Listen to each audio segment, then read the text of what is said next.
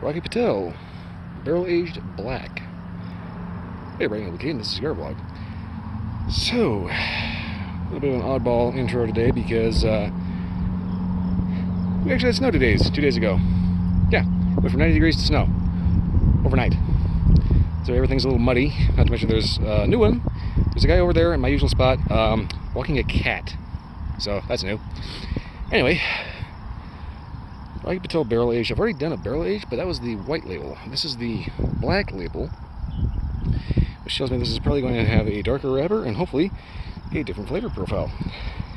But anyway, seeing as how I'm talking and walking and trying not to be too situationally unaware and end up getting run over by a dog or something, I'm going to have to go ahead and cut and light this off camera. So yeah, give me a second. Okay, cut, lit. Could probably do a little bit better job on that, but we'll get to that in a bit.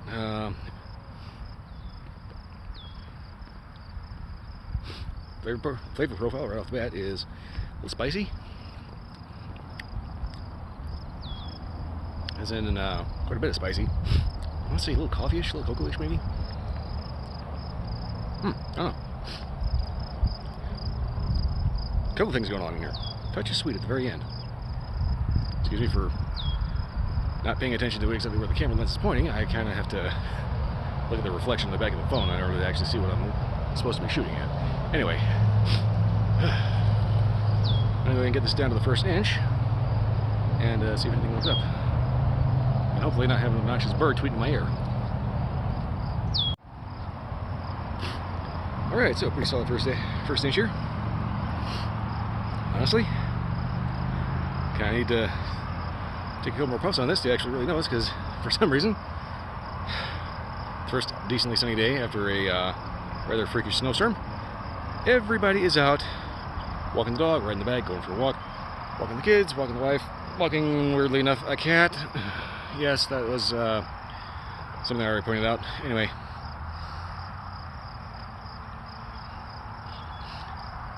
after you get started, that kind of spicy note kind of dies down. You end up getting kind of a smooth tobacco, a little creamy flavor. Green, kind of a creamy texture to it, kind of. Retrohead, I want to say, has a good solid coffee note. Yeah, bit of coffee flavor, kind of thing. Like quality coffee, I think. Anyway, I'm going to go ahead and get this down to the halfway point and see if anything wakes up or stands out. And hopefully it will. Good luck. There might even be a transition. Let's see.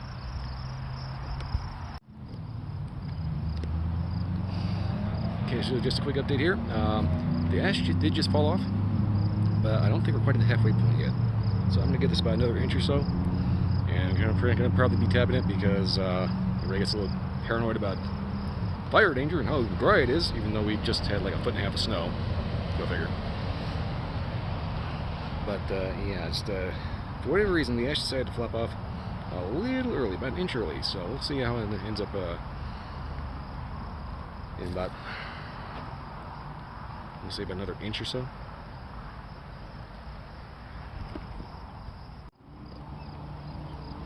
Okay, this is a bit better halfway point.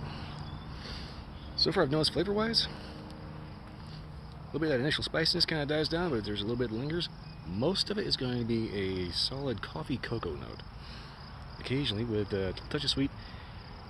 And every so often I get like a weird little, like a little bit of caramelly note in the retrotail, which is kind of interesting. I do have to point out I've had a little bit of a split here, and I'm going to chalk this up to improper storage. I need to check my humidification, because that's typically why this happens. It's not stored right, it gets maybe a little too dry, too wet, something along that line, and you end up getting a wrapper split. And basically, this is my fault. So, that being said, I'm going to say there's probably nothing wrong with the construction of this because, well, Rocky Patel, high-end factory, known for quality. Solid triple cap, little bumpy wrapper. I kind of pointed out the ash in the beginning. Well, not the beginning, that's just a last update here. Because I used to use the ash as kind of a quality marker. Basically, I figured, if it could withstand being chemically altered by being burnt and still maintain its shape, it was well made. Thing is, not every cigar does that. I mean, there's really high-end long leaf fillers that flower and flake off like every half an inch. There's Cuban sandwich, which will go maybe an inch and then and then you find some cigars that you can smoke all the way down to the nub and have just like this long stick of ash. So it ended up being kind of a not very accurate recommendation of the overall quality. That said, how many caps are there? Are they firmly secured? Is it tightly wrapped? Is it too tightly wrapped? Is it mushy when you squeeze it? You know, things like that. You know, does it have a large vein making this weird bump along the side? Because those tend to kind of burn a little weird. Now, when it comes to like stems and things like that, you will find that stems are actually just fine, and they're usually in the center. They actually help the actual support structure of the cigar. But it's when you find that big huge stem like on the outside, the point where it's poking through the wrapper a little bit, that's kind of a construction problem. Usually due to somebody just wasn't paying attention. But anyway, just figured I'd go ahead and point that out, and the reason why I kind of stopped using ash as a construction quality measure, and more as just a measure of how long to get to the halfway point, because you know you set the whole length of the cigar. Well, when that flops off, you kind of have to take your best guess at it. Anyway, I'm going to go ahead and get this down in the nub, and maybe there'll be a transition, maybe not. We'll see how it goes. Okay, I think I pretty much hit the nub here, especially because I'm running out of finger room to the point where I just about dropped it. That's not good.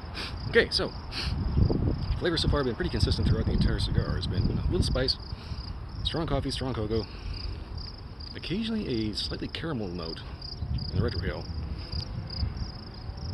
and every so often maybe a little bit of almost a sweet kind of note. Overall, pretty good cigar.